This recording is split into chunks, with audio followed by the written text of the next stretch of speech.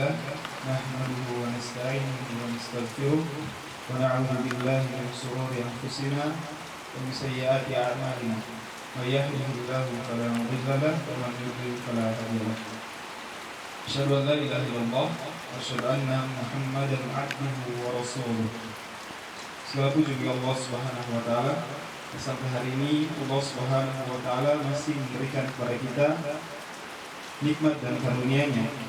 Di antara banyaknya nikmat yang Allah Subhanahu wa taala berikan kepada kita ialah Allah Subhanahu wa taala berikan kepada kita nikmat keislaman, yang kemudian dengan keislaman itu Allah Subhanahu wa taala tanamkan nikmat keimanan di dalam hati kita.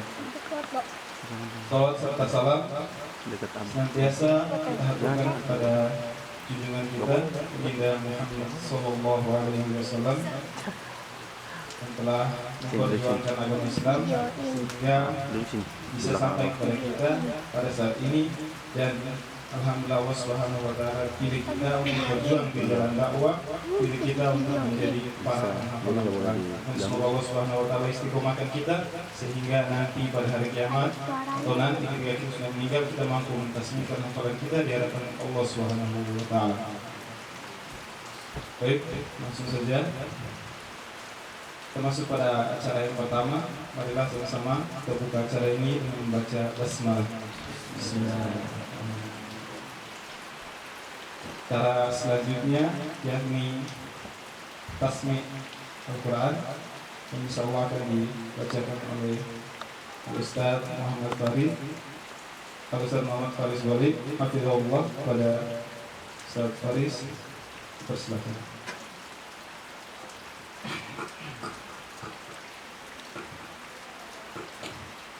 Bismillah. أعوذ بالله من الشيطان الرجيم. بسم الله الرحمن الرحيم.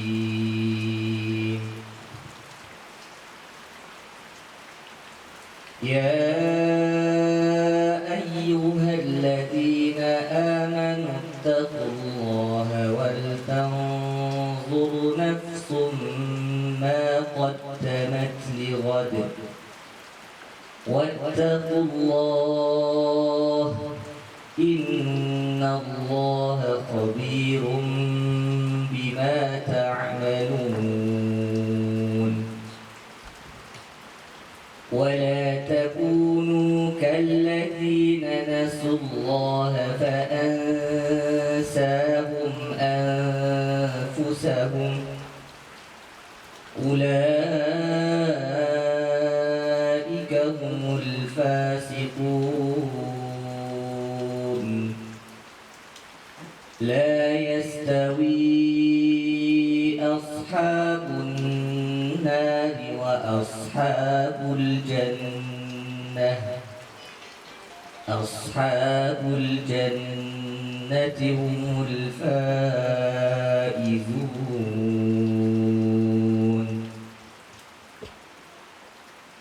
لو أنزلنا هذا القرآن على جبل لرأيته خاشعا متصدعا من خشية الله. وتلك الأمثال نضربها للناس لعلهم يتفكرون. هو الله الذي لا إله إلا هو عالم الغيب والشهادة هو الرحمن الرحيم. هو الله الذي لا إله إلا هو الملك القدوس السلام المؤمن المهيمن العزيز الجبار المتكبر سبحان الله عما عما يشركون هو الله الخالق البارئ المصور له الأسماء الحسنى يسبح له ما في السماوات والأرض وهو العزيز الحكيم. الحمد لله. اللهم ارحمنا بالقرآن.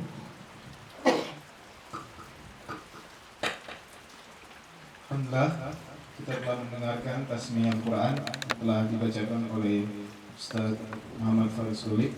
Mudah-mudahan apa yang telah dibacakan tadi dan kita yang mendengarkan mendapatkan pahala di sisi Allah Subhanahu wa taala.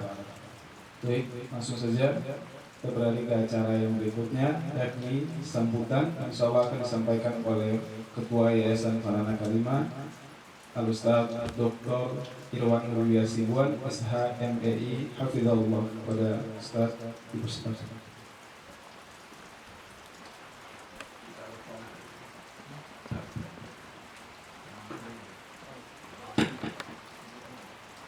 Bismillahirrahmanirrahim. Assalamualaikum warahmatullahi wabarakatuh. Alhamdulillah. Alhamdulillahilladzi bi ni'matihi tatimmus shalihat. Allahumma shalli ala rasulika wa nabiyyika al-Mustafa Muhammad wa ala alihi wa ashabihi ajma'in. Amma ba'du. Al-muhtaram Syekhuna Kiai Haji Khalil Ridwan yang kita hormati bersama Ayahanda Dr. Muhammad Nur dan juga seluruh yang hadir. Di sini ada pengawas juga, yaitu Ustadz Indra SH. Ini nama tersingkatnya di forum ini. Bang Indra SH. Kemudian di sini tadi diminta dikit memperkenalkan. Di sebelah kanan saya ada Ustaz Akbar. Kemudian asal dari Ternate, Maluku Utara, Ustaz Paris dari Cilacap, Ajmal ini dari Condet, asli Condet. Kemudian Rifat ini anaknya Ustaz Ikhwan Abidin, Pak Kiai. Jadi Rifat ini anaknya mirip-mirip juga. Rifat, kemudian Hawari dari Bogor ya. Dari Bandung. Apa sekolahnya bukan di Bogor.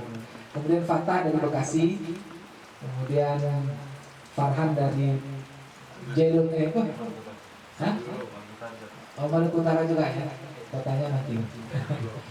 Lalu kemudian Jibril dari NTB, Pak Kiai, dari NTB. Mana NTB? Ini NTB. masih keluarga besar Dewan Dakwah juga nih Pak Kiai. Ayahnya tuh ngajar di pesantren salah satu tokoh Dewan Dakwah. Haris. Nah, kemudian Ilham dari Tangerang Selatan. Kemudian Diana Mulyana dari Bengkulu, benar ya? Bengkulu. Kemudian Jundi dari Tangerang, bukan Tangerang Selatan ya? Oh, Tangsel juga, Tangerang Selatan. Kemudian Hamzah dari Cikarang, apa Bekasi? Cikarang ya, Cikarang. Dan ini santri Oh iya, alumni Gontor Pak Kiai. Ini satu-satunya santri kita yang alumni Gontor. Alumni Gontor. Jadi ini ketemu Pak Kiai alumni Gontor. Udah kuliah? No. Jadi Sekarang lagi program tahfiz di sini. program tahfiz. Kemudian Umar Awabullah, ini santri termuda kita. Ini anak daripada pengawas yayasan kita, ketua pengawas anak Pak Indra. Jadi anak gue yang kedua. Kemudian ada satu lagi ini apa pangkalnya? Usama Ibadullah. Usama Ibadullah ini Ibat, duduk dikenal ya sini. bersama Ibadullah, cucu dari ayahnya Muhammad Nur juga yang kelima ya. Yang kelima, yang keenam ya. Yang keenam. Yang kelima kelima ya. Kelima ya. Oh, di atas hak. Oh, di atas Ahmad ya. Ya, betul. Yang kelima. Ya. Jadi ini sesi sekaligus perkenalan Pak Kiai, karena kami berharap mudah-mudahan dengan kehadiran kita ke sini udah tadi yang ini udah disebutkan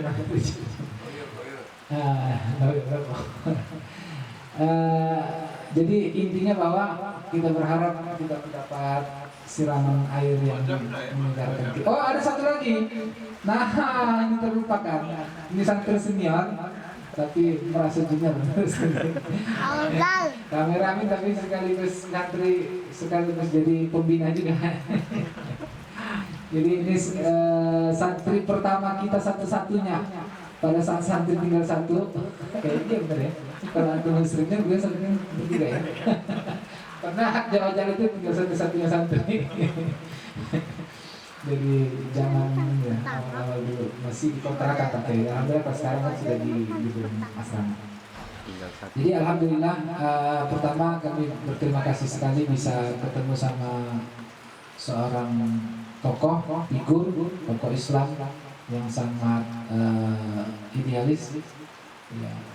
Jadi kalau melihat misalnya peradaban saat ini misalnya yang sangat kuat kan dari sisi material ya, jadi sehingga peradaban itu sangat kering, sangat rapuh ya. Jepang itu kan dengan pendapatan terbesar di dunia salah satunya ya, tapi akhirnya tetap saja yang dilihat itu adalah kebahagiaan batin dan buktinya mereka banyak yang jelas ternyata mereka makin rapuh dan makin iri dengan kaum muslimin dan lain-lain. Nah, jadi ini menjawab sekali lagi bahwa peradaban ruh itu jauh lebih kuat dibandingkan peradaban jasad, karena jasad itu akan selesai dan ruh itu lebih kuat, termasuk untuk sebagai dasar dari fondasi peradaban ini.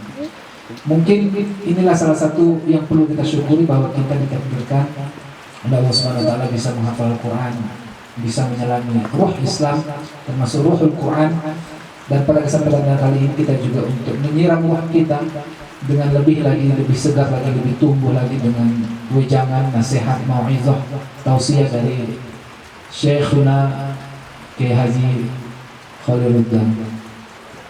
Terima kasih atas kesempatannya Pak Kiai, dan sekali lagi kita mari dengarkan sama-sama apa-apa nanti yang menjadi bekal untuk kita untuk mengarungi kehidupan keseluruhan, khususnya dalam menapaki masa pendidikan sebagai santri menghafal Al-Quran dan sekaligus sebagai mahasiswa di kampus masing-masing. Karena ini kampusnya macam-macam, ada Ruhangka, ada ya banyak kampusnya. Baik, itu saja mungkin dari saya. Lebih kurangnya maaf. Oh, perkenalan nama yayasan kita Pak Kiai, Yayasan Pendidikan Al-Quran Farhanah. Jadi Farhanah itu nama almarhumah ibunda, istri daripada ayahanda Muhammad. Jadi almarhumah Farhanah, tapi namanya YP, Yayasan Pendidikan Al-Quran Farhanah. Tapi memang maknanya juga menghafal Al-Quran dengan kegembiraan dan bertemu dengan Al-Husnayain Pak Kiai. Lilladzina ahsanul husna walillahi asmaul husna, dan husna yang lain. Ya itulah makna qul bi fadlillahi wa bidzalika falyafrahu. Itu kan farhana kan? Falyafrahu huwa khairun mimma yajma'un. Jadi farhana itu kosakata Al-Qur'an sebagaimana husna juga kosakata Al-Qur'an. Ya, itu saja mungkin dari saya. Assalamualaikum warahmatullahi wabarakatuh. Asmaul husna.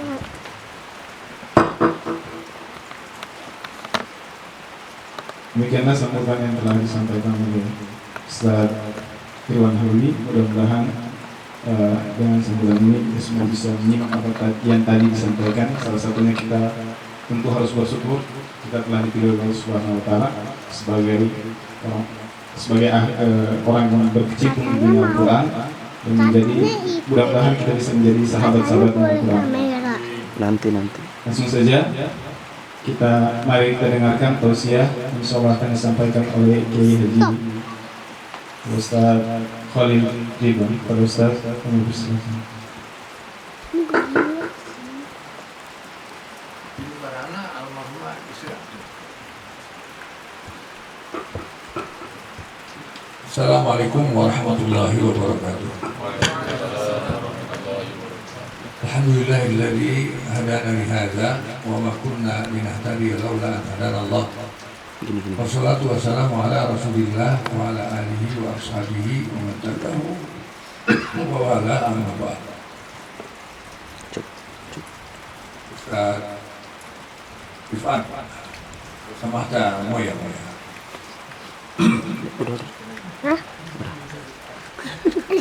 Saya lah yang paling bersyukur dan paling bergembira pada saat ini karena saya mendapat nikmat menjadi sahibul bait, menjadi tuan rumah dalam rangka mengamalkan hadis Nabi, man kana yu'minu billahi wal yawmil akhir falyukrim dhaifahu. Siapa yang benar-benar beriman Allah dan hari akhirat, wajib dia untuk menghormati tamunya. Pada hari ini saya mendapat nikmat untuk bisa beribadah dalam bentuk ikrami dhaif, menghormati tamu, dan nikmat itu menjadi tambah besar karena tamunya ini bukan barang tamu. Tamunya para hufaz atau calon hufaz dan juga para syahid dalam tarbiyah Islamiyah dalam lembaga Yayasan Farhanah. Lebih dahulu saya tidak harus malu kalau saya tidak bisa berdiri lama dan tidak bisa duduk bersila seperti kalian, karena memang nikmat bersila dan nikmat berdiri sudah dicabut oleh Allah Subhanahu wa Ta'ala yang ngasih nikmat itu. Tapi masih banyak nikmat lain. Antara lain masih punya nikmat mata, nikmat dengar, nikmat mencium dan sebagainya. Mudah-mudahan saya bisa bersyukur atas nikmat yang masih ada ini. Nah, kalau dibandingkan dengan umur Rasulullah SAW, mestinya saya sudah mati. Umur Rasulullah kan 63 tahun. Kalau ikut sunnah mestinya saya sudah mati. Tapi kok masih hidup? Nah, berarti ini ada satu sinyal dari Allah Subhanahu Wa Taala. Selama 63 tahun kamu tuh kurang bersyukur.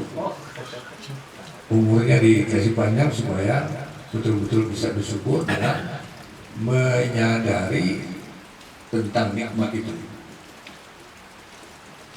Saya kasih contoh, ada satu hadis atau pepatah Arab ya. Nikmat sehat itu jarang disadari oleh orang yang sehat. Makanya bunyi dalil itu, asbihatul tajun ala ru'usil asyiha la yaruha ilal mautu. Apa itu? Hadis Quran. Apa? Quran kan bahasa Arab. Berbahasa Arab ya. Jadi kalau hafal Quran harusnya paham itu. Karena itu bahasa Arab. Kesehatan itu adalah mahkota. Ada di kepala orang-orang yang sehat. Tapi tidak bisa dilihat kecuali oleh orang sakit. Jadi kalau kita masih sehat, kita tidak bisa melihat ada mahkota di atas kepala kita. Tapi kalau kita sudah sakit, terlentang di rumah sakit, datang yang busuk, nah kita lihat ya, ini orang sehat. Ada mahkota di kepalanya, mahkota kesehatan. Sehatu tajun ala ru'usil asyiha la yaroha ilal mautu. Kesehatan itu adalah mahkota di atas kepala orang-orang yang sehat, tidak bisa dilihat kecuali oleh orang-orang yang sakit. Jadi kesehatan itu adalah nikmat yang terdepan bagi seseorang manusia, seorang hamba, seorang muslim apalagi. Karena tanpa kesehatan dia tidak bisa ibadah secara. Kalau saya sekarang sudah duduk, padahal rukun sholat itu berdiri. Untuk qomati sholat, sudah didirikan sholat, saya duduk. Nah, berarti saya sudah tidak bisa lagi menikmati nikmatnya sholat berdiri, ya. Karena sunnahnya, rukunnya adalah berdiri. Nah, pada hari ini saya disadarkan lagi oleh Allah SWT, masih ada sisa-sisa nikmat lain yang cukup bermakna, yaitu mampu menjadi sahibul bait, mampu untuk mengamalkan ibadah ikramud duyuf. Makanya panitianya untuk menyambut antum-antum sekarang ini bukan namanya panitia penyambutan apa, tidak. Saya kasih nama pegiat ikramud duyuf. Ya, itu ada saksinya. Tidak ada ketua, tidak ada sekretaris, cuma ada koordinator dengan anggota, ya. Supaya nilai unsur ibadahnya tidak luntur. Tapi kalau panitia itu sudah lebih cenderung duniawi. Yang ingin saya sampaikan dalam kesempatan ini adalah bahwa Al-Quran diturunkan oleh Allah Subhanahu Wa Taala untuk menyelamatkan manusia dari kegelapan. Tukhrijahum minadz zulumati ilan nur, untuk mengeluarkan mereka manusia dari alam yang gelap kepada alam yang terang benderang. Yang gelap itulah yang namanya jahiliyah, namanya kemusyrikan dan lain sebagainya. Sehingga Al-Quran itu punya nama lain, namanya An-Nur. Hingga bukit tempat diturunkan pertama kali Al-Quran, ayat pertama dan sampai 6 surat Al-Alaq, sekarang ini punya nama, namanya Jabal Nur. Belum diturunkan Al-Quran, tidak ada namanya itu. Tapi karena Nabi Muhammad berkhalwat di situ, kemudian turun ayat Quran yang pertama kali di situ, dan Quran itu nur, cahaya yang bisa menerangkan hati seorang hamba, cahaya yang bisa menerangkan kehidupan seorang hamba, maka diberi nama gunung itu gunung cahaya, bahasa Arabnya Jabal Nur. Tetapi tidak ada sunat sholat sunat tahiyat Jabal Nur, ya, tidak ada. Yang jemaah haji Indonesia sering di Gua Hira itu sholat 2 rakaat. Saya tanya sholat apa? Sholat Gua Hira. Dia bilang, Pak, sholat tahiyat Gua Hira nggak ada, Pak, yang ada tahiyat masjid, Pak. Ya, orang Indonesia biasa kan, yang penting saya mengingatkan saja. Susah kalau kita mau merubah orang Indonesia itu susah. Apalagi Betawi, ya. Saya ini Betawi asli, ya. Susah tuh merubah agamanya Betawi, susah, ya. Agamanya orang Condet asli susah. Dan memang situ sudah dikuasai oleh Habib Condet, ya kan, banyak Habib di situ, ya. Antum Habib bukan? Soalnya wajahnya wajah Habib ini. Habib itu bagus, asal jangan Habib Kribo aja. Ada kribonya dikit, ya. Tapi ya kribo kan jenggotnya, bukan kepalanya. Nah, jadi Islam itu ya Al-Quran. Islam diturunkan berarti Al-Quran diturunkan. Tidak ada Quran, tidak ada Islam. Ketika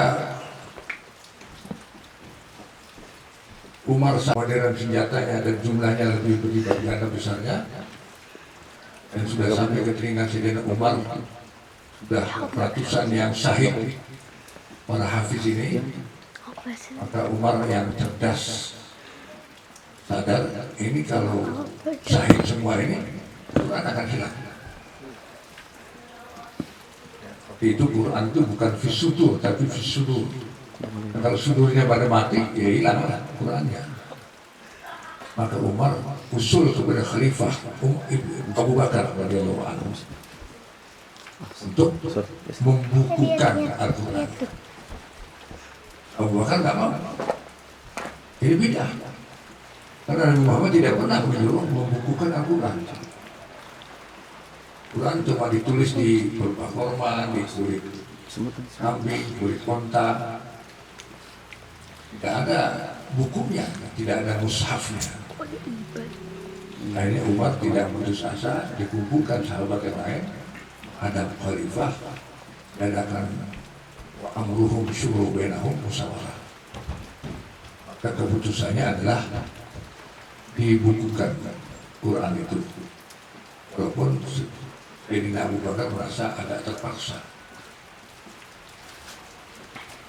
Pertama kali Quran dibukukan itu pada zaman Khalifah Abu Bakar atas usulan Umar bin Khattab. Yang ingin saya garis bawahi di sini bukan menghafalnya, tetapi hafiz Quran itu bukan karena dihafiz kemudian dia merasa tidak perlu jihad, tidak perlu berada di front terdepan. Justru karena dihafiz, dia merasa lebih wajib daripada yang tidak hafiz berada di front yang depan. Jadi tidak ada yang hafal Quran itu yang tidak pergi berangkat jihad. Pada zaman itu melawan tentara Romawi, ibarat Taliban melawan Amerika, melawan Rusia, Uni Soviet. Maka Taliban santri biasa yang nggak punya senjata, nggak punya apa-apa, hanya punya iman dan akidah. Tapi saya tidak banyak tentang Taliban, tapi tentang Al-Hafiz, Al-Hufaz pada zaman itu tidak ada yang tidak berangkat ke front terdepan melawan Romawi yang lebih kuat. Kemenikarannya dan sebagainya, sehingga banyak yang syahid. Gara-gara mereka syahid, Umar khawatir kalau syahid semua, nah tidak bisa dilarang kan orang mau mati syahid. Jangan berangkat dah, nanti Qurannya hilang nih kalau dia berangkat.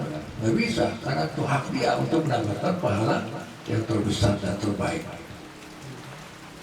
Maka diterbitkanlah Quran pertama kali pada zaman Khalifah Abu Bakar, kemudian disimpan di rumah Sayyidatina Hafsah, putri Sayyidina Umar yang menjadi istri Rasulullah SAW. Poinnya adalah ada satu pertanyaan bagi calon-calon hafiz. Anda mau menghafal Quran ini, kalau sudah jadi hafiz mau jadi apa? Banyak yang menjawab, saya mau menjadi imam besar di Masjidil Haram, menjadi imam besar di Islamic Center di New York, karena gajinya besar. Yang habis itu sedikit, minimal jadi imam di masjid-masjid BUMN. Ramadan itu, wah itu besar tuh honornya itu, ya. Nah itu beberapa niat yang ada di dalam hati para hafiz, baik ketika dia mencalonkan diri menjadi calon hafiz, belajar di rumah tahfidz ataupun sesudah menjadi hafiz. Ternyata seorang imam Masjidil Haram Mekah misalnya, dia meninggal pada saat sujud terakhir menjadi imam di Mekah, nggak bangun lagi, itu kan subhanallah, mulianya luar biasa. Mati lagi ngimamin sholat di Mekah di sujud terakhir, sujud nggak bangun, kan mau lagi, ternyata udah meninggal. Luar biasa kemuliaannya. Tapi catatan buat antum sekalian, hafiz dan calon hafiz ini, ternyata mayat imam Masjidil Haram ini tetap saja diproses dengan mandiin jenazah, tetap saja di kain kafanin, dibungkus dengan kain kafan, tetap saja disolatin sholat jenazah, tetap saja didoain dan sebagainya. Baliknya, ada orang yang tidak hafal Quran, tapi dia berangkat jihad fisabilillah, mati syahid dia. Mungkin perang Badar, mungkin perang Uhud, perang Hunain, mungkin perang Husnia, mungkin perang Ambon, mungkin perang Khusus, dan kemudian mungkin perang Rohingya dan sebagainya. Mereka masih syahid. Yang pasti, yang contohnya itu di Jabal Uhud, kalau kalian naik haji ataupun umrah, Jabal Uhud itu semuanya syuhada Uhud. Ada yang 40 orang, ada yang 2 orang, yaitu Hamzah dan Abdullah bin Jahsh di depan. Jadi orang yang bukan imam sholat Masjidil Haram, bukan hafal Quran, setelah dia mati syahid karena jihad fisabilillah, mayatnya tidak perlu dimandiin, apalagi di kain kapanin. Bahkan tidak perlu disolatin. Sholat jenazah itu harus kifayah, nggak perlu didoain. Kalau Betawi nggak perlu ditakinin, nggak perlu diazanin waktu mau nguburin juga. Udah mau ditutup kan diazanin dulu tuh, ya, yang contoh kasih. Udah itu dikomatin kan, baru dikuburin kan. Itu untung nggak bangun gitu, pasti posko itu kalau bangun kabur semua tuh. Nah, tidak perlu semua, bahkan tidak didoain. Ya, yang mati syahid ini langsung saja dikubur apa adanya dengan darah yang masih basah, dengan baju yang penuh debu, debu jihad fisabilillah. Tidak perlu disolatin, tidak perlu ada proses seperti orang biasa. Walaupun orang biasa itu matinya sedang menjadi imam sholat di Masjidil Haram ketika sujud terakhir. Begitu tingginya derajat orang yang mati syahid karena jihad di jalan Allah. Padahal dia tidak hafal Quran dan dia bukan imam sholat 5 waktu, apalagi di Masjidil Haram. Artinya apa? Artinya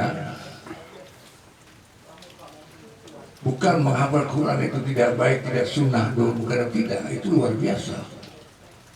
Tetapi menghafal Quran itu efeknya kepada pribadi yang menghafal. Apakah efek positif ukhrawi maupun efek positif duniawi. Tadi itu jadi imam di Islamic Center di mana? Honornya dolar ya. Di Tokyo itu kan ada masjid Islamic Center Tokyo itu. Tidak di pesantren utaya, nggak ada honornya. Nah itu adalah fardi individu. Padahal Islam ini bukan agama individu. Urusan akhirat adalah urusan individu. Menghafal Quran itu ibadah, tapi ibadah fardi, ibadah ukhrawi. Berapa tuh pahalanya itu ya? Alif Lam Mim bukan 3 harok, bukan 3 pahala tuh. 10 ya, 30. Karena 1 huruf 10. Lam 10, Mim 10, 30. Bukan 1, bukan Alif Lam Mim satu pahala, bukan 30. Luar biasa pahalanya. Tapi kalah dengan yang mati syahid. Mati syahid itu udah gak dihitung lagi tuh, langsung masuk surga. Nggak ditanya lagi sama yang jaga pintu surga. Berarti aneh. Ya kan oleh Ridwan, bukan oleh Yakub, bukan oleh Sakub ya, oleh Sakub ya. Ini oleh Ridwan. Oleh itu nama gelar Nabi Ibrahim.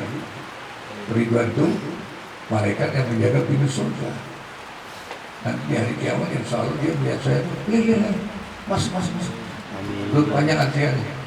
Oh babi gue. Makanya kalau kasih nama anak ya kasih barangan. Lalu ada maknanya, ada sejarahnya. Nah sekarang umat Islam banyak yang memberi nama anaknya itu tidak sesuai dengan sunnah. Nah jadi bahwa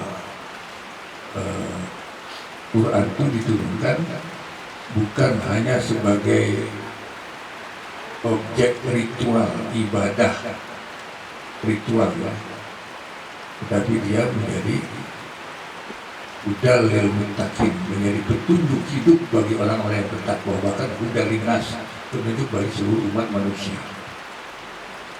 Petunjuk untuk hidup di mana? Di dunia. Di dalam kubur bukan di akhirat. Dalam kubur Tuhan udah nggak laku ya. Makanya jangan ngaji kubur ya. Ya. Nah, murid-murid anu dia bang, no? Jangan punya profesi ngaji kubur. Kan di internet ada tuh kalau orang meninggal kan ada klub yang profesinya ngaji kubur. 7 hari, 1 hari kan 100.000, 2 hari 700.000. Kalau 40 hari lain lagi ceritanya. Dipasang tenda di sini, pasang patroma. Itu tidak dibenarkan, tidak disunahkan, bahkan tidak boleh membaca aturan di kuburan. Karena kuburan itu sudah bukan tempat ibadah.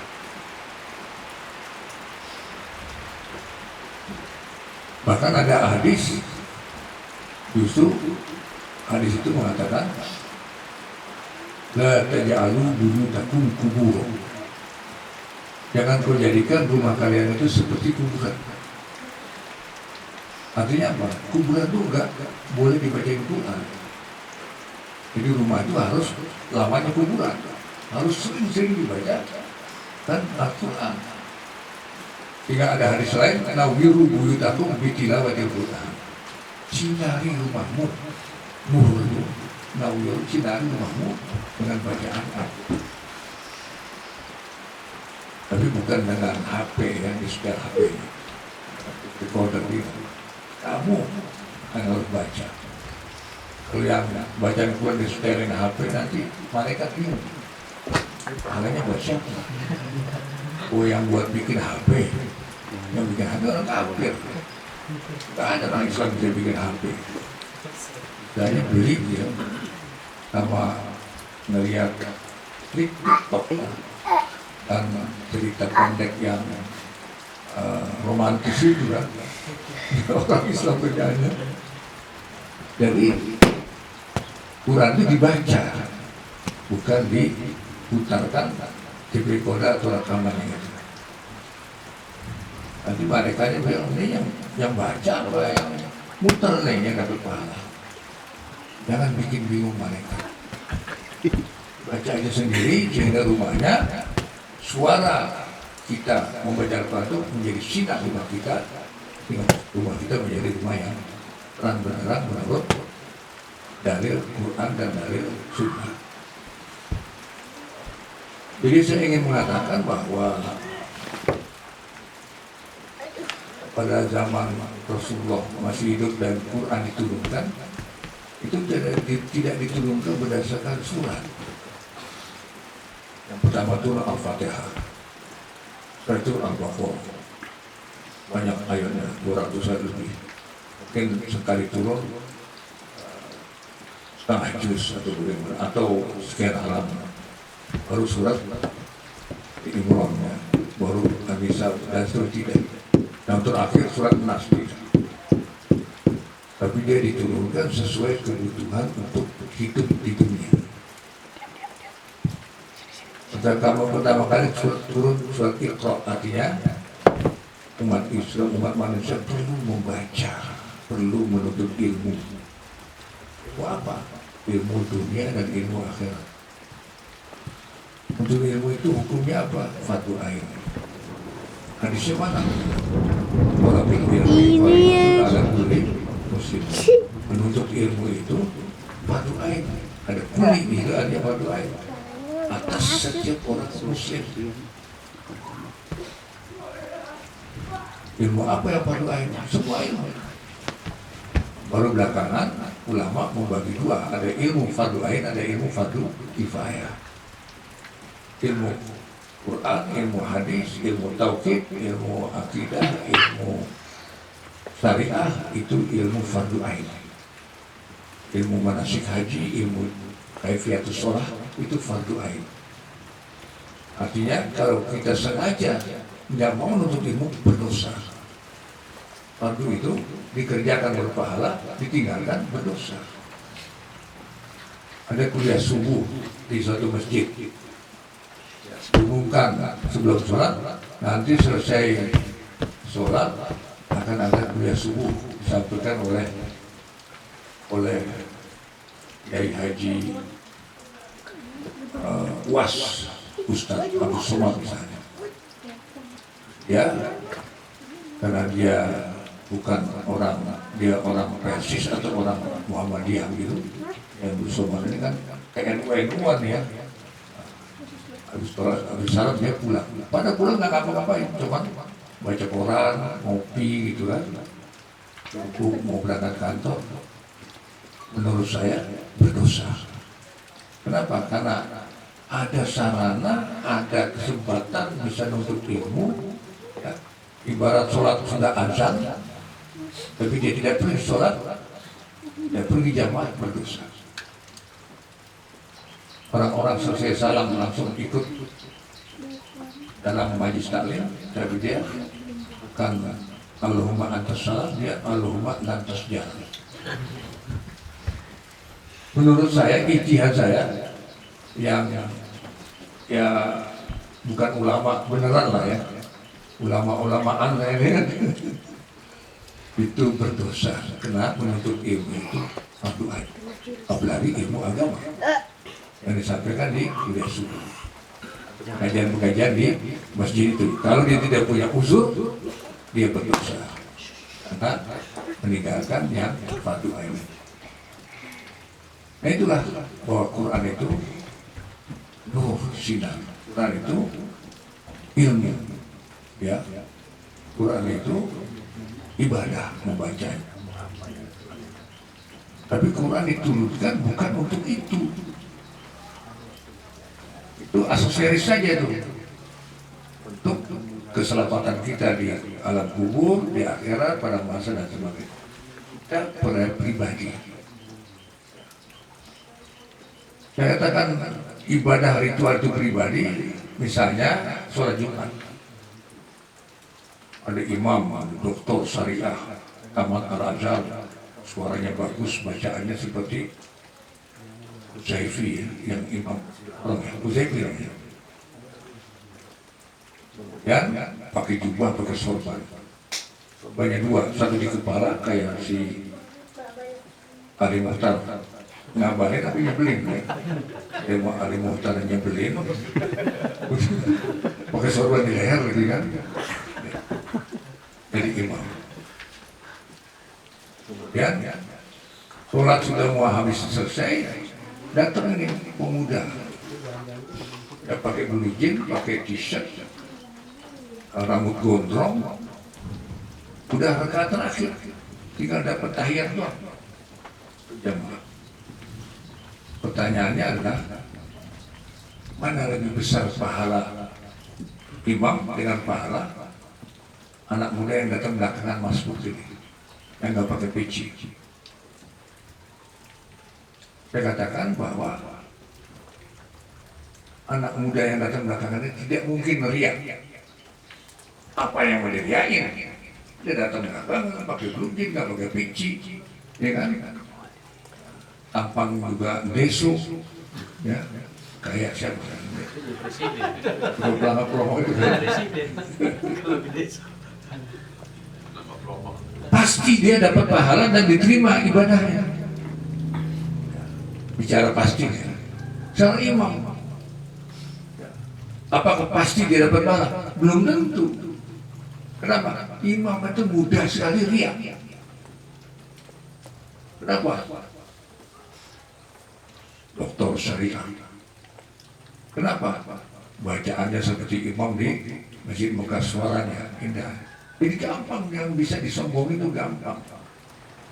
Apalagi sorbannya, bajunya, apalagi bacaannya panjang, rukunya lama, ya. Ini mudah sekali riak. Kalau yang si anak muda ini nggak bisa riak, apa yang mau diriakin? Datang terlambat, pakai blue jeans kan. Tapi dia tidak malu kepada manusia. Datang terlambat masih dia malu dong. dia malu kepada Allah. Nah, itulah namanya sholatnya lillah, bukan ikhlas. Boleh jadi ya, tidak semua imam. Boleh jadi yang imam ini termasuk surat Al-Ma'un. Ada lagi juga dibidin, ada lagi jadulatin, waliyahudul tawrin, fawailul lil musallin, alladzina hum an sholatihim sahun. Yura'una, wa yamna'una. Musolnya itu tukang sholat. Terjemahannya. Fawailul lil musallin, neraka wail buat orang yang tukang sholat, yang nggak pernah ninggalin sholat. Kenapa? Sholatnya itu sahun. Sudah sahun, yura'una, minta dilihat oleh orang banyak. Pakai biji putih, ya. Minta dia, gua udah haji nih, mahal nih haji nih 30 juta. Orang-orang manggil nggak pakai haji marah dia. Gua 30 juta haji, orang pakai haji dong gue. Saya dengar, saya bilang kalau gitu aneh. Hajinya harus pangkat 18 bos. Karena saya sudah 18 kali naik haji. Panggilnya Pak Kiai haji. Kalau dia Ridwan. Kalau memang titel haji itu menjadi satu keharusan. Kalau di Mekah itu semua orang yang ada di Mekah dipanggil haji. Dia nggak tahu namanya kan, haji. Padahal baru pertama kali naik haji. Nah itu jadi ibadah pribadi yang nilainya ukhrawi itu sangat tergantung pada hatinya. Yang orang lain tidak bisa tahu. Niat itu pekerjaan hati. Tergantung niat. Innamal a'malu binniyat. Sesungguhnya semua amal ibadah itu tergantung niat.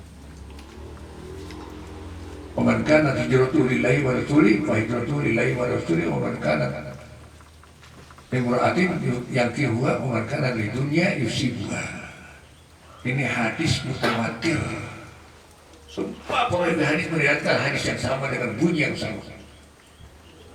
Innamal a'malu binniyat. Sesungguhnya sholatmu, zikirmu, baca Qur'anmu, menghafal Qur'anmu, semua tergantung niatnya. Kalau niatnya salah ya nggak dapat apa-apa, malah dapat dosa dan ujung-ujungnya masuk neraka. Fawailul lil musallin. Sholat saja berarti masuk neraka. Ada sholat rukun Islam yang kedua. Nah, itulah strategisnya niat.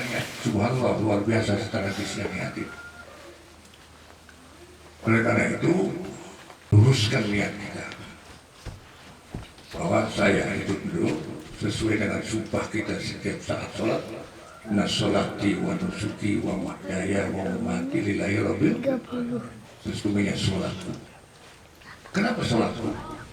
Karena sholat itu imamnya ibadah. Awwalu ma yuhasabu bil abdi yaumil qiyamati as-sholat. Yang pertama kali dihisab di hari kiamat dari seorang hamba adalah sholatnya. In sholuhat sa'iru a'mali. Kalau benar sholatnya, benar semua amal ibadah yang lain. Wa in fasadat sa'iru a'mali. Kalau rusak sholatnya, rusak semua amal ibadah yang lain. Sedekahnya rusak, zikirnya rusak, hafal Qur'annya rusak. Jadi sholat itu, makanya sholat dijadikan bacaan doa kita. Inna sholati, sesungguhnya sholat itu mewakili semua ibadah. Menusuki dan kaifiat sholat, tata cara ibadah. Termasuk manasik haji itu, manasik haji nusuk itu mas. Termasuk menyembelih binatang kurban, itu juga termasuk nusuk di situ. Membedakan antara ibadah ritual mahdud dengan ibadah yang tidak mahdud. Wa mahyaya dan hidupku, wa mamati dan mati. Wa mahyaya hidupku, untuk apa hidup kita ini? Sama enggak dengan kambing, sapi, kebo?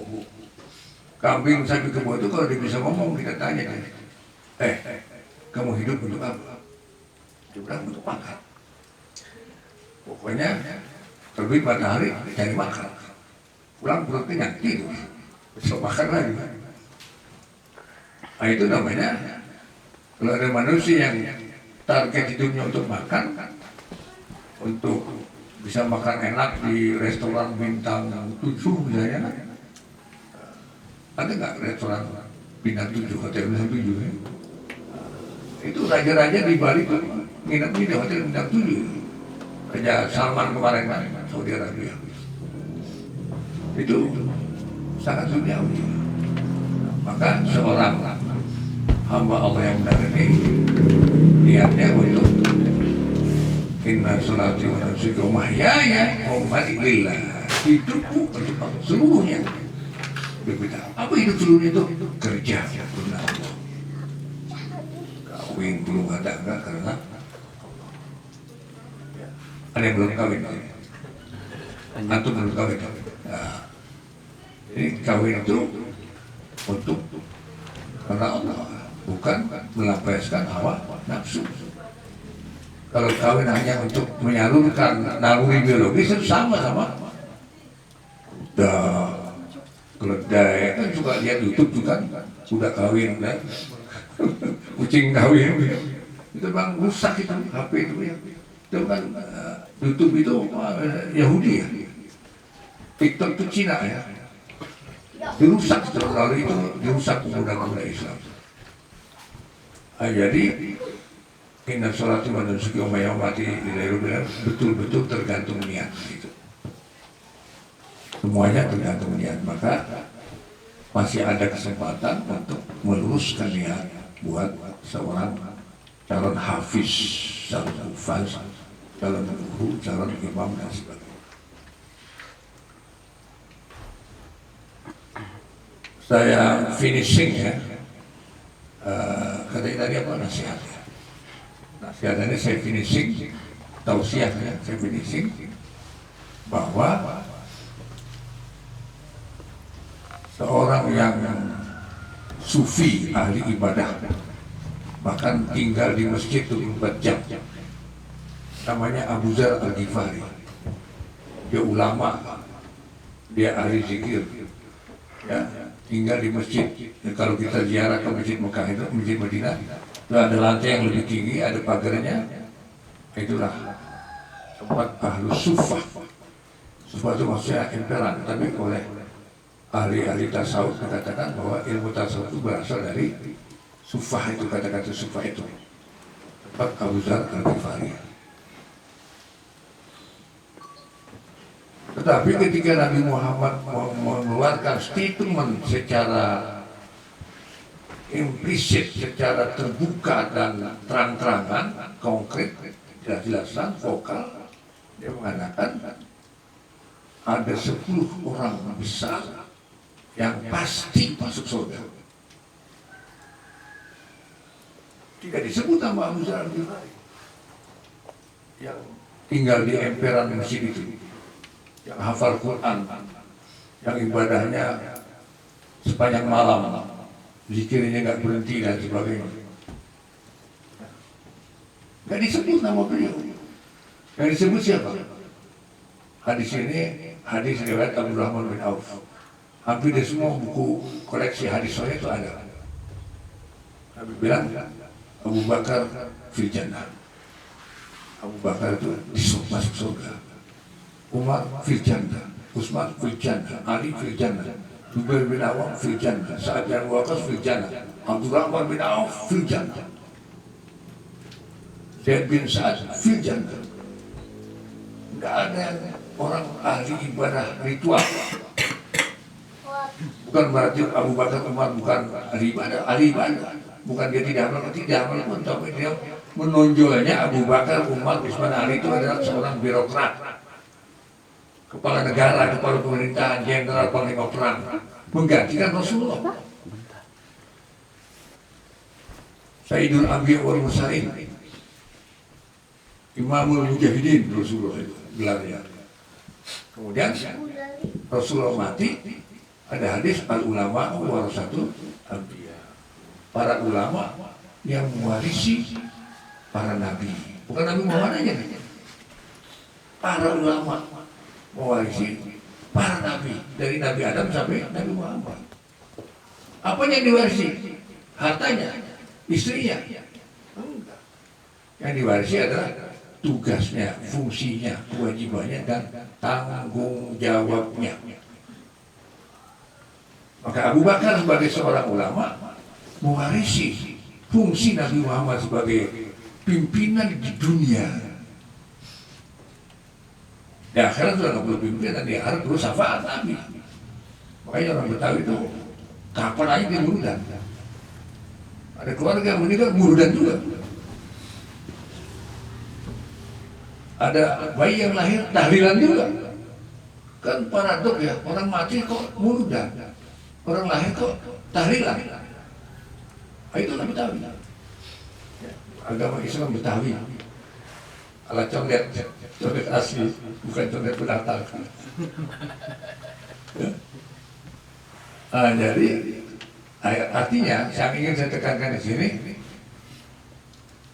yang menjadikan al-asyara al-mubasyirin bil jannah seorang 10 orang yang mendapatkan berita gembira, busro itu berita gembira masuk surga itu, ternyata tidak ada seorang ahli ibadah ritual seperti zikir, membaca Quran dan sebagainya, tapi justru dia pemimpin, manajer urusan dunia.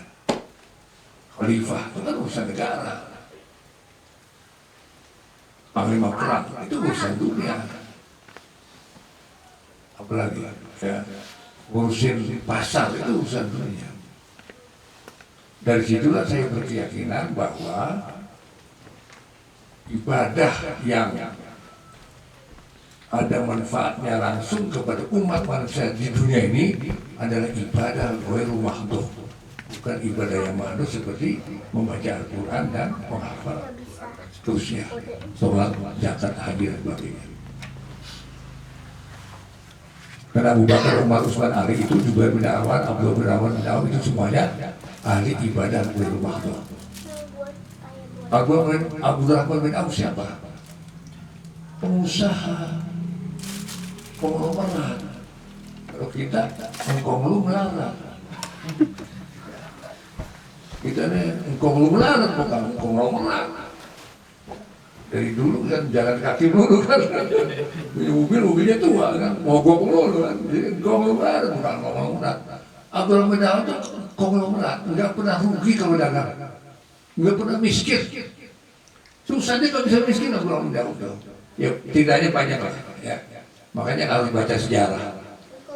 Dianjurkan nih para hukumnya harus baca sejarah, baca sirah Nabawiyah dan sirah sahabat. Zubair bin Awam tentara Pak. Ya, tapi bukan tentara yang anti bahasa Arab ya. Tuhan kan bukan orang Arab, bukan. Ini tentara yang soleh. Itu Zubair bin Awam. Sa'ad bin Abi Waqqas itu kan gubernur di Mesir tuh. Ya. Begitulah dan seterusnya. Semuanya itu adalah pemimpin-pemimpin duniawi. Tetapi niatnya ukhrawi. Lahiriahnya duniawi, tapi nilainya adalah ukhrawi. Tadi ya, mati menjadi imam harus dimatiin proses sebagai anak manusia biasa. Dia mati syahid di jalan Allah. Ya. Punya nilai, dia perang itu membunuh atau dibunuh itu betul-betul sangat duniawi, tapi nilainya sangat ukhrawi, yaitu mati syahid yang pasti masuk surga. Surganya itu bertetangga dengan Rasulullah SAW. Makanya di pesantren Husain ini ya, saya tanamkan kepada santri-santri Sunayahin ketika baru masuk. Saya bilang, apa cita-cita kamu? Macam-macam, mau jadi kiai, mau jadi mubalik, mau jadi penceramah dan sebagainya. Saya bilang tidak. Pesantren saya tidak bangga kalau ada santrinya yang menjadi kiai, menjadi mubalik, menjadi penceramah kondang, menjadi dai sejuta umat, abla-bla, macam-macam tidak. Tapi pesan yang saya bangga kalau kalian itu menjadi calon ulama kan kalau tamat pesantren kan baru sana aliyah itu. Tapi Islam dalam agama itu berarti agama adalah apa? Al-yawma akmaltu lakum dinakum wa atmamtu alaikum ni'mati wa raditu lakumul Islam dinan. Aku ridho agamamu Islam. Jadi aslamu itu beragama Islam. Tidak ada dalam Quran yang ada amanu. Artinya wahai para calon hafid, jangan sekedar menjadi muslim. Kalian harus menjadi mukmin, muttaqin, sholihin, mujahidin, mukhlisin. Kalau sudah jihad harus ikhlas. Lah saya kepada ikhlas, kalau sudah ikhlas, tidak ada lagi, sudah ikhlas. Tidak ada yang lebih tinggi daripada ikhlas. Nah itu harus tertanam dalam hati kita masing-masing. Saya ini penuntut ilmu, calon ulama yang memimpin umat. Ya, apakah tingkat rumah tangga, tingkat RT, tingkat lurah, camat, sampai gubernur, sampai presiden, sampai kapolri, sampai panglima TNI dan seterusnya. Itulah yang punya nilai, sehingga ada dikatakan bahwa ada 4 perkara yang pada hari akhirat ditanya. Yang pertama kali itu adalah ana ilmihi fima amilalahu, ilmunya untuk apa dipraktikkan. Ada 4 malihi wa umrihi dan sebagainya. Tapi ada hadis lain yang menggambarkan orang yang paling mendapatkan perlindungan di hari kiamat, di mana tidak ada perlindungan kecuali perlindungan Allah, adalah yang pertama. Ada 7 golongan. Golongan yang pertama adalah, ya ini perlu dihafal oleh para penghafal Quran, yaitu yang pertama yang pasti mendapat perlindungan di hari kiamat adalah syabun qalbuhu mu'allakun bil masajid. Anak muda, bukan orang tua. Anak muda, syabun yang belum kawin itu. Qalbuhu, hatinya mu'allakun, tertambat bil masjid, pada banyak masjid. Bukan satu masjid, banyak masjid. Biasanya anak muda kan maunya kan hura-hura, duniawi, dangdutan, night club, apa-apa. Tidak, ini pemuda tapi dia hobinya itu ke masjid. Kemana dia pergi yang dicari masjid. Itu. Antum kan masih anak muda semua dia. Ini juga masih anak muda, tapi yang mudanya yang lain, mudanya semangat masih muda. Takbir, Allahu Akbar. Jadi bahwa manusia yang termulia, hamba Allah yang paling sukses adalah hamba Allah yang punya ilmu, dia praktekkan ilmunya untuk memimpin umat. Jadi pemimpin, bukan jadi yang dipimpin. Walaupun yang dipimpin itu sekedar tingkat RT. Jadi pemuda yang pertama hatinya kepada masjid. Oleh karena itu, di pesantren ini tempat kalian yang mengadakan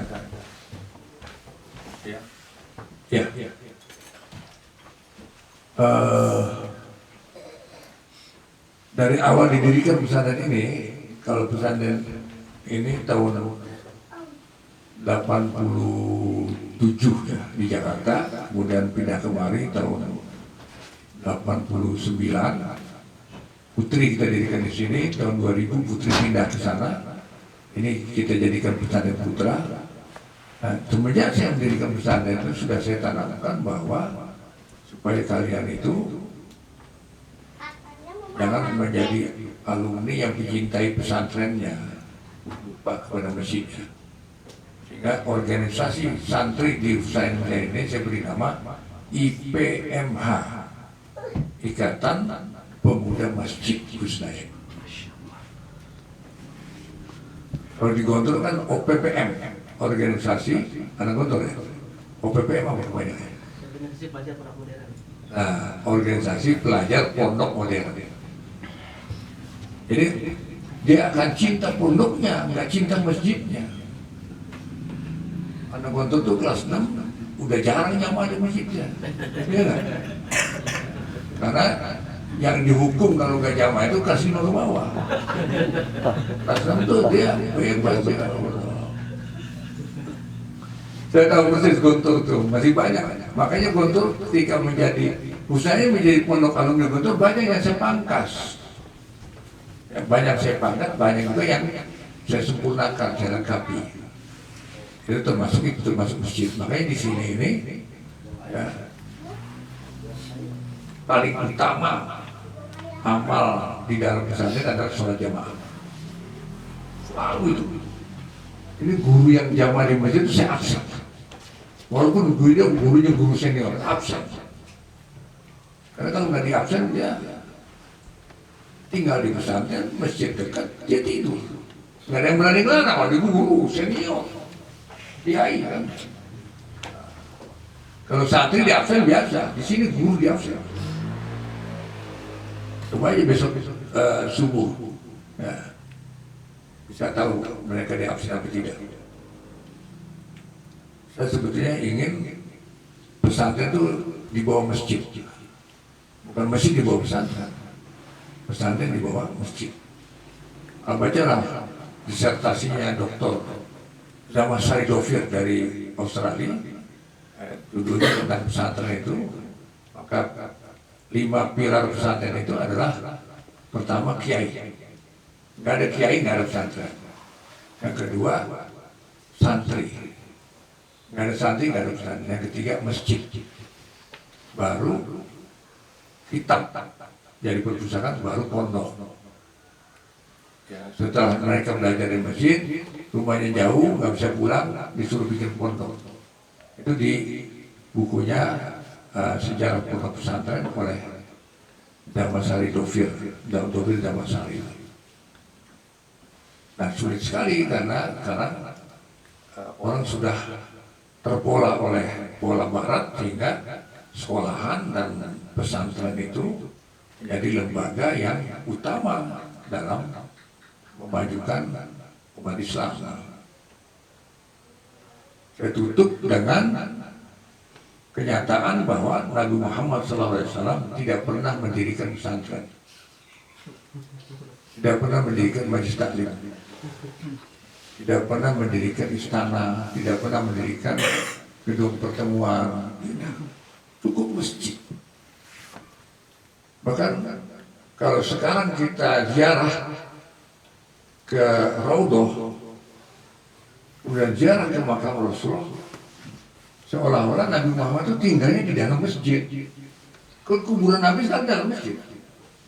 Di depan kuburan Nabi ada orang sholat, di pinggirannya ada orang sholat, di belakangnya apa lagi? Sampai kanan Raudhah. Dulu Nabi Muhammad kalau itikaf bulan Ramadan, kepalanya gatel, dibuka aja jendelanya di kamar Siti Aisyah. Aisyah, ini kepala gatalnya, tolong keramasin begini senderannya. Kepalanya di dalam kamar, badannya di Raudhah, dikeramasin sama Siti Aisyah. Seolah-olah rumahnya Nabi itu di dalam masjid, kuburan Nabi itu di dalam masjid. Karena kuburan Nabi itu di kamar Siti Aisyah, tambah Abu Bakar, tambah Umar. Itu sejarah dan itu fakta kalau kita lihat sekarang. Yang salah bukan Nabi Muhammad, yang salah adalah raja-raja yang sekarang ini yang memperluas masjid sehingga kuburan Nabi seolah-olah di dalam masjid. Padahal Nabi melarang orang menguburkan di dalam masjid dan melarang sholat di mana di masjid ada kuburan. Saya ingin mengatakan bahwa yang penting itu masjid, bukan istana, bukan sekolahan, bukan kampus universitas. Al-Azhar itu hampir benar. Jadi akhirnya melenceng juga lagi kan. Kan Masjid Azhar mendirikan sekolah Al-Azhar kan masih dulu kan, itu benar itu. Karena yang mendirikan itu Pak Natsir atau Pak Masumi ketika wali kota Jakarta adalah Samsul Rizal. Saya lama menjadi pengurus Masjid Agung Al-Azhar baru. Itu betul itu. Tapi setelah masuk orang-orang baru sehingga terpisah antara sekolahan dengan masjid. Ya, sehingga sekolahannya, kampusnya menjadi sekuler aja. Karena terpisah dari masjid, sehingga banyak mahasiswi Universitas Al-Azhar baru-baru yang tidak nyimpang, dan dia tidak berani menambahkan Universitas Islam Al-Azhar, Universitas Al-Azhar. Nah, saya pernah diskusikan kepada rektor yang sudah meninggal itu, yang anak tokoh Persis, saya berkata, Dr. jadi poinnya, saya ingin yang hafal Quran itu mencintai masjid sebagai pusat pergerakan umat. Nabi Muhammad itu nggak bangun istana, nggak bangun. Kalau rapat di masjid, rapat kabinet, terima tamu di masjid, ceramah di masjid, pidato kendaraan di masjid. Makanya nggak betul kalau kita terpengaruh oleh Belanda bahwa khutbah Jumat nggak boleh bicara politik, khutbah Jumat harus bahasa Arab. Timnya aja juga paham. Ya, di kampung-kampung kan masih banyak tuh masjid yang khutbahnya bahasa Arab, cuma 5 menit selesai kan? Dia aja nggak paham, mana dibaca. Dia nggak berani nengok buat di jamaah baca. Nah itulah, kalian harus mencintai masjid dan menjadikan masjid yang utama. Masjid adalah suatu lembaga pusat kegiatan umat. Sebelum hijrah dan mampir di kampung didirikan masjid, bukan benteng pertahanan, bukan pabrik senjata. Namanya Masjid Kuba, sekarang masih ada. Sampai kota Yathrib, Darul Hijrah, di pusat kota Yathrib beliau dirikan masjid. Sampai mati beliau tidak pernah jauh dari masjid. Ketika beliau mudah sakit luar biasa, maka beliau tetap menjadi imam masjid. Akhirnya pingsan, siuman diwuduin, pingsan cuma 3 kali, pingsan 3 kali diwuduin oleh sahabat. Akhirnya Nabi bilang, ya Abu Bakar Sholih Minas, Abu Bakar ente aja jadi imam. Artinya imam masjid itu adalah imam daulah, imam negara. Hingga masjid Nabi Muhammad tidak ada pintunya. Apalagi lama makanya sangat sederhana. Lantainya pasir tidak disemen, temboknya batu tidak diplester, tiangnya pohon korma tidak diserut, atapnya daun korma nggak dianyam. Hujan banjir, tapi sudah hujan tidak ada satu orang sahabat yang absen sholat jamaah. Dia tetap sholat jamaah bawa batu 5. Ini imannya sahabatnya. 1 buat jidat, karena ini nunggu. 2 buat lutut, 2 buat tangan. Tidak ada yang nggak jamaah, termasuk yang buta kalau minum waktu. Ujian di sana paling 10 kali dalam setahun. Sangat sederhana masjid, nggak pakai kubah, nggak pakai apa, menara, enggak. Tapi masjid yang sederhana itu bisa mengislamkan seluruh jajaran, menjadikan negara Yaman menjadi provinsi, Mekah menjadi takluk. Maka kan sebuah negara ditaklukkan oleh Madinah, bukan dengan zikir, bukan dengan demo, bukan dengan takbir, dengan tentara, bukan dengan jamaah umroh. Sahabat disuruh pakai baju irong, nggak pakai celana dalam, enggak. Sahabat disuruh bawa senjata, pakai baju besi. Bawa kuda, beloknya, bawa perbakaran, berangkat. Allahu Akbar, Allahu Akbar. Ke Mekah, dikepung Mekah itu. Tentara yang hukum itu, bukan ahli zikir ya. Itu apa? Artinya jihad bil kita itu menjadi imamnya jihad. Nah, selain jihad bil kita itu diwakili diimami oleh jihad bil amwal. Kalau kita nyumbang masjid hari Jumat kelotok itu bukan jihad bil amwal, itu namanya sedekah. Ya. Makanya penulisan kotak dengan kata-kata kotak amal itu salah, itu bertentangan. Amal begitu luas kok. Termasuk jihad kok dalam kotak-kotak itu ada kotak uang receh yang punya nilai sedekah. Coba hari Jumat ada yang buka di masjid itu. Ada berapa lembar yang merah? Yang paling banyak yang abu-abu, kumal, udah demok 2.000. Dibalik kencing SBU cuma sekali terus udah 2.000 habis terus. Masa kotak amal? Amal begitu dulu. Harus diganti itu. Di Dewan Dawa kotak amal ada nggak? Nah ini Dewan Dawa juga harus diambil juga. Dan saya berhak ngambil loh, saya nggak wakil ketua pembina.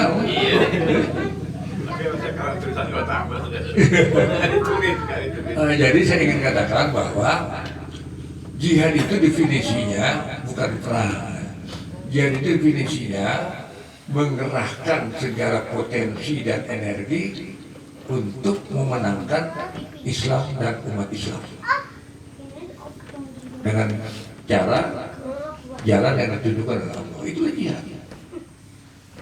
Misalnya kita punya rumah, kita jual, duitnya buat biayain orang yang mau berangkat ke Palestina tapi nggak punya duit. Kasih dia mati di Palestina dapat pahala saya. Kita yang biaya juga dapat pahala saya. Kenapa jihad beramal? Rumahnya dijual, jadi ada nilai pengorbanan. Jadi kalau mau naruh aja ditahan-tahan tuh minta bunyi.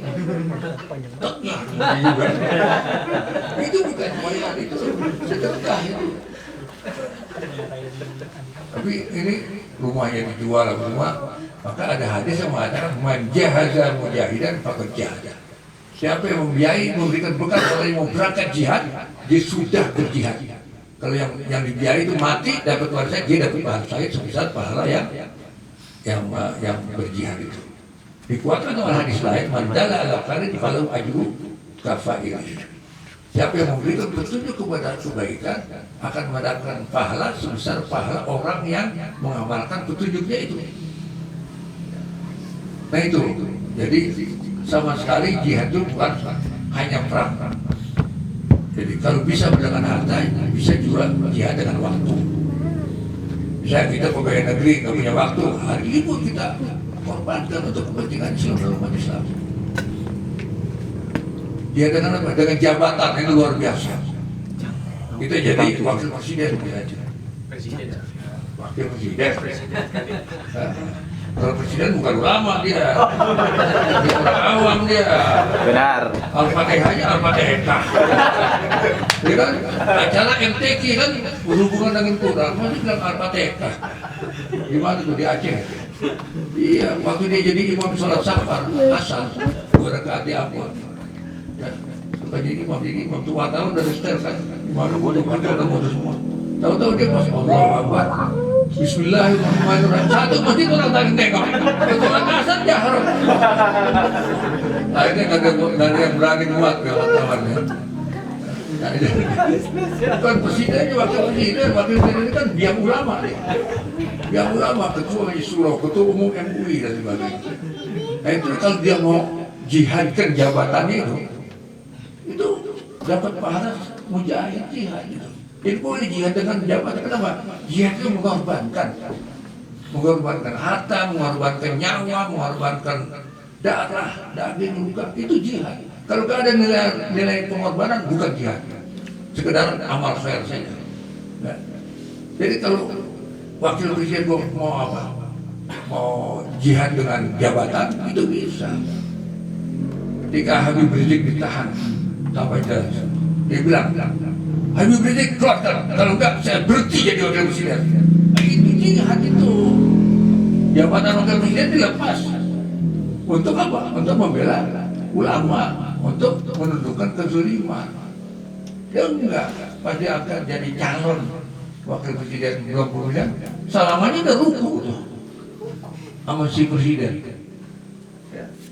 Salamannya ruku, saya ada tuh fotonya di YouTube. Bagaimana sih orang alim ruku sama manusia? Salaman harus begini. Lihat foto saya tuh, salaman sama presiden di ruang tamu, saya begini aja. Apalagi saya tinggi kan. Ketika salaman sama presiden yang pendek-pendek saya begini.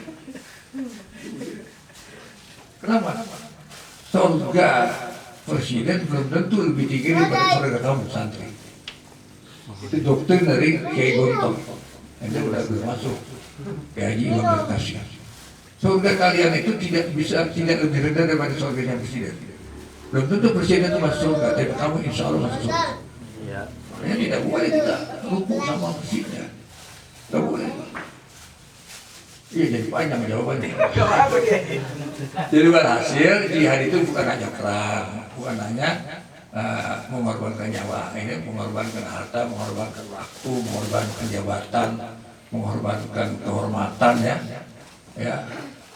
Maka itu juga bagian daripada jihad yang tidak akan Allah ikat janji untuk memberikan pahala yang besar. Jadi jihad itu identik dengan pengorbanan.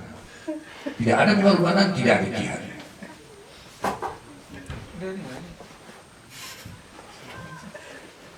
Masih ada pertanyaan? Satu lagi dah. Satu lagi ya sudah. Saya juga mau pulang jasa.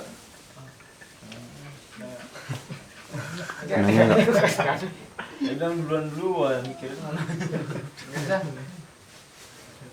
Lama banget acaranya. Temannya apa? Kesahan. Wakilnya Gladys sebagai Udah selesai. biar pakai ini malam di Jakarta. Udah selesai. Udah. Terlebih syukur kepada Pak Kiai Khalil Ridwan yang memberikan ilmu yang sangat luar biasa.